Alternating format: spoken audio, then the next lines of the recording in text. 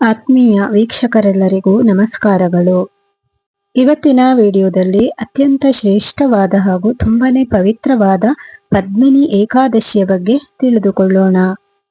ಪದ್ಮಿನಿ ಏಕಾದಶಿಯನ್ನ ಆಚರಿಸಿದರೆ ಏನು ಫಲ ಸಿಗುತ್ತದೆ? ಹಾಗಾದ್ರೆ ಈ ಪದ್ಮಿನಿ ಏಕಾದಶಿಯ ಹಿಂದಿರುವ ಅದ್ಭುತ ಕಥೆ ಏನು? ಮತ್ತು ಈ ಪದ್ಮಿನಿ ಏಕಾದಶಿ ಯಾಕೆ ಇಷ್ಟೊಂದು ಪವಿತ್ರವಾಗಿದೆ?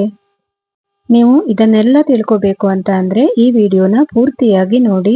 ವಿಡಿಯೋನ ಎಲ್ಲೂ ಸ್ಕಿಪ್ ಮಾಡದೆ ಕೊನೆವರೆಗೂ ನೋಡಿ. ಹಾಗೇನೆ ನನ್ನ ಚಾನೆಲ್ನು ಕೂಡ ಸಬ್ಸ್ಕ್ರೈಬ್ ಮಾಡ್ಕೊಳ್ಳಿ. ಹಾಗೇನೆ ವಿಡಿಯೋಗೊಂದು ಲೈಕ್ ಕೊಡೋದನ್ನ ಮರಿಬೇಡಿ. ಪದ್ಮಿನಿ ಏಕಾದಶಿ ಅಂದ್ರೆ ಏನು? ಹಿಂದೂ ಧರ್ಮದಲ್ಲಿ ಪದ್ಮಿನಿ ಏಕಾದಶಿಗೆ ತುಂಬಾನೇ ಮಹತ್ವವಿದೆ. ಪ್ರತಿ ತಿಂಗಳಲ್ಲಿ 2 ಏಕಾದಶಿಗಳು ಬರುತ್ತದೆ. ಆದರೆ ಈ ಅಧಿಕ ಮಾಸದಲ್ಲಿ ಬರುವ ಪದ್ಮಿನಿ ಏಕಾದಶಿ ಅತ್ಯಂತ ಶ್ರೇಷ್ಠವಾಗಿದೆ. ಈ ಏಕಾದಶಿ ಭಗವಾನ್ ವಿಷ್ಣುವಿಗೆ ಸಮರ್ಪಿತವಾಗಿದೆ. ಈ ದಿನ ಉಪವಾಸ ಮಾಡಿ ಭಕ್ತಿಯಿಂದ ಪೂಜೆ ಮಾಡಿದರೆ ಎಲ್ಲ ಪಾಪಗಳು ದೂರವಾಗುತ್ತದೆ ಎಂದು ನಂಬಲಾಗಿದೆ.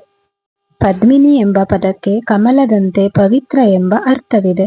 ಆದ್ದರಿಂದ ಈ ಏಕಾದಶಿಯನ್ನ ಆಚರಿಸುವವರು ಮನಃಶಾಂತಿ, ಆರೋಗ್ಯ ಮತ್ತು ದೇವರ ಕೃಪೆಯನ್ನ ಪಡೆಯುತ್ತಾರೆ ಎಂದು ಪುರಾಣಗಳಲ್ಲಿ ತಿಳಿಸಲಾಗಿದೆ. ಇಲ್ಲಿ ಪದ್ಮಿನಿ ಏಕಾದಶಿಯ ಮಹತ್ವವನ್ನ ನೋಡೋಣ. ಈ ಪದ್ಮಿನಿ ಏಕಾದಶಿಯಲ್ಲಿ ನಾವು ಉಪವಾಸವನ್ನ ಮಾಡಿದರೆ ಮನಸ್ಸಿಗೆ ಶಾಂತಿ ಸಿಗುತ್ತದೆ, ಮತ್ತೆ ಕೆಟ್ಟ ಚಿಂತೆಗಳು ದೂರವಾಗುತ್ತದೆ, ಕುಟುಂಬದಲ್ಲಿ ಸುಖ ಶಾಂತಿ ನೆಮ್ಮದಿ ದೊರೆಯುತ್ತದೆ, ಭಗವಾನ್ ವಿಷ್ಣುವಿನ ಆಶೀರ್ವಾದವೂ ಕೂಡ ದೊರೆಯುತ್ತದೆ. ಈ ದಿನ ಉಪವಾಸ ಮಾಡಿ ವಿಷ್ಣು ಸಹಸ್ರನಾಮವನ್ನ ಪಠಿಸಿ ದೇವಸ್ಥಾನಕ್ಕೆ ಹೋಗಿ ನಂತರ ಬಡವರಿಗೆ ದಾನ ಧರ್ಮವನ್ನ ಮಾಡಿದರೆ ಜೀವನದಲ್ಲಿ ಒಳ್ಳೆಯ ಬದಲಾವಣೆಗಳು, ಸುಖ ಶಾಂತಿ, ಅಷ್ಟೈಶ್ವರ್ಯಗಳು ಹಾಗೂ ಆರೋಗ್ಯವು ಕೂಡ ಲಭಿಸುತ್ತದೆ ಎಂದು ಪುರಾಣಗಳಲ್ಲಿ ತಿಳಿಸಲಾಗಿದೆ. ಹಾಗಾದ್ರೆ ಪದ್ಮಿನಿ ಏಕಾದಶಿಯ ಪುರಾಣ ಕಥೆಯನ್ನ ನೋಡೋಣ. ಈಗ ಇದರ ಹಿಂದೆ ಇರುವ ಪವಿತ್ರ ಕಥೆಯನ್ನ ತಿಳಿದುಕೊಳ್ಳೋಣ.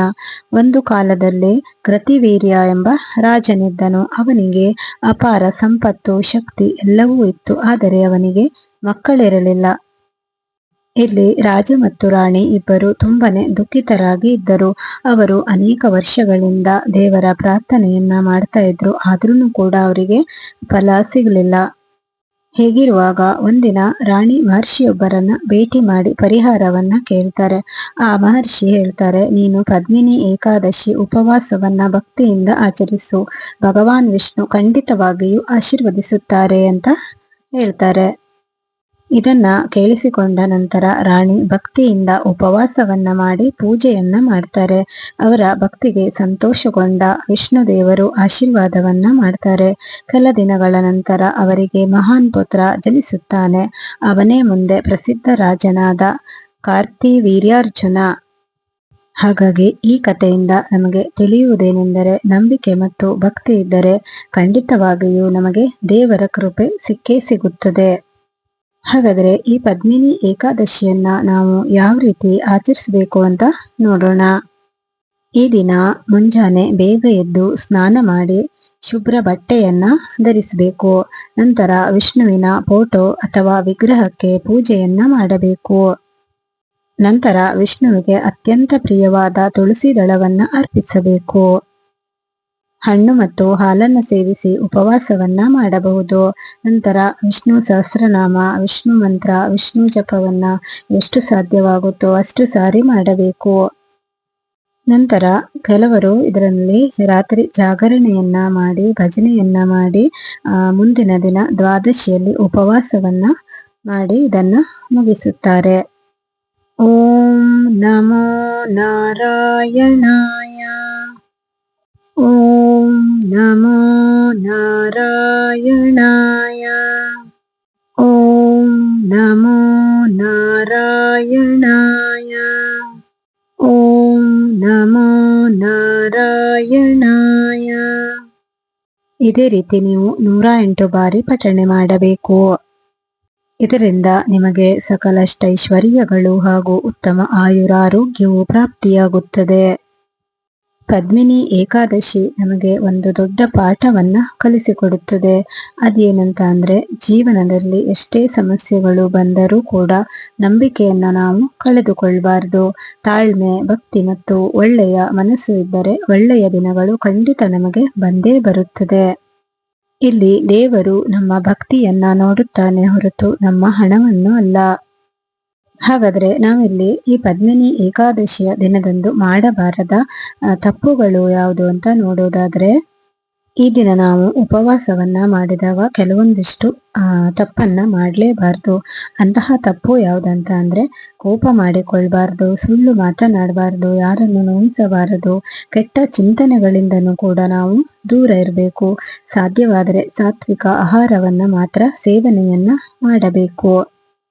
ಈ ದಿನ ನಮ್ಮ ಮನಸ್ಸನ್ನ ಶುದ್ಧವಾಗಿಡುವುದು ಅತ್ಯಂತ ಮುಖ್ಯವಾಗಿದೆ. ಭಗವಾನ್ ವಿಷ್ಣುವನ್ನ ಲೋಕರಕ್ಷಕ ಎಂದು ಕರೆಯುತ್ತಾರೆ. ಜಗತ್ತಿನಲ್ಲಿ ಧರ್ಮವನ್ನ ಕಾಪಾಡಲು ವಿಷ್ಣು ದೇವರು ಹಲವಾರು ಅವತಾರವನ್ನ ತಾಳಿದ್ದಾರೆ. ಉದಾಹರಣೆಗೆ ಹೇಳುವುದಾದ್ರೆ, ಶ್ರೀರಾಮ, ಶ್ರೀಕೃಷ್ಣ, ನರಸಿಂಹ, ವಾಮನ ಅವತಾರ. ಇಲ್ಲಿ ವಿಷ್ಣುವಿನ ಪ್ರತಿಯೊಂದು ಅವತಾರವು ಧರ್ಮ ರಕ್ಷಣೆಗೆ ಬಂದವು ಎಂದು ಪುರಾಣಗಳು ತಿಳಿಸುತ್ತದೆ. ಪದ್ಮಿನಿ ಏಕಾದಶಿಯಲ್ಲಿ ವಿಷ್ಣುವನ್ನ ಭಕ್ತಿಯಿಂದ ಪೂಜಿಸಿದರೆ ಮನಸ್ಸಿಗೆ ಧೈರ್ಯ ಮತ್ತು ಶಾಂತಿ ಸಿಗುತ್ತದೆ ಎಂದು ಕೂಡ ನಂಬಲಾಗಿದೆ. ಸಾಮಾನ್ಯ ಏಕಾದಶಿಗಿಂತ ಪದ್ಮಿನಿ ಏಕಾದಶಿಗೆ ಅತ್ಯಂತ ಮಹತ್ವಪೂರ್ಣ ಏಕಾದಶಿಯಾಗಿದೆ. ಏಕೆಂದರೆ ಇದು ಅಧಿಕ ಮಾಸದಲ್ಲಿ ಬರುತ್ತದೆ. ಅಧಿಕ ಮಾಸದಲ್ಲಿ ದೇವರಿಗೆ ಸಮರ್ಪಿತವಾದ ಪವಿತ್ರ ತಿಂಗಳು ಎಂದು ಪರಿಗಣಿಸಲಾಗುತ್ತದೆ. ಈ ಸಮಯದಲ್ಲಿ ಮಾಡಿದ ಜಪ, ಧ್ಯಾನ, ದಾನ, ಧರ್ಮ, ಪೂಜೆಗಳಿಗೆ ಹೆಚ್ಚಿನ ಫಲ ಸಿಗುತ್ತದೆ.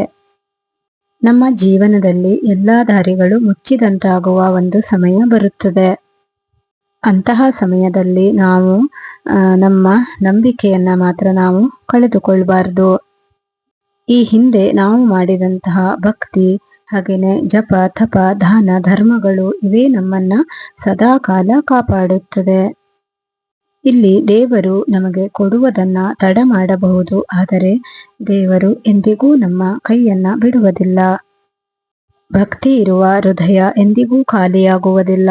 ವಿಷ್ಣುವಿನ ಕೃಪೆ ಇದ್ದರೆ ಅಸಾಧ್ಯವೂ ಕೂಡ ಸಾಧ್ಯವಾಗುತ್ತದೆ. ನಿಮಗೇನಾದ್ರೂ ಈ ವಿಡಿಯೋ ಇಷ್ಟ ಆದ್ರೆ ದಯವಿಟ್ಟು ಲೈಕ್ ಮಾಡಿ, ಹಾಗೇನೆ ನನ್ನ ಚಾನೆಲ್ನು ಕೂಡ ಸಬ್ಸ್ಕ್ರೈಬ್ ಮಾಡ್ಕೊಳ್ಳಿ. ಹಾಗೇನೆ ಇಂತಹ ಇನ್ನಷ್ಟು ಧಾರ್ಮಿಕ ಹಾಗೂ ಪ್ರೇರಣಾದಾಯಕ ವಿಡಿಯೋಗಾಗಿ ನಮ್ಮ ಚಾನೆಲ್ನ ಸಬ್ಸ್ಕ್ರೈಬ್ ಮಾಡ್ಕೊಳ್ಳಿ. ಈ ವಿಡಿಯೋನ ನಿಮ್ಮ ಫ್ರೆಂಡ್ಸ್ ಅಂಡ್ ಫ್ಯಾಮಿಲಿ ಜೊತೆ ಇದನ್ನ ಶೇರ್ ಮಾಡಿ.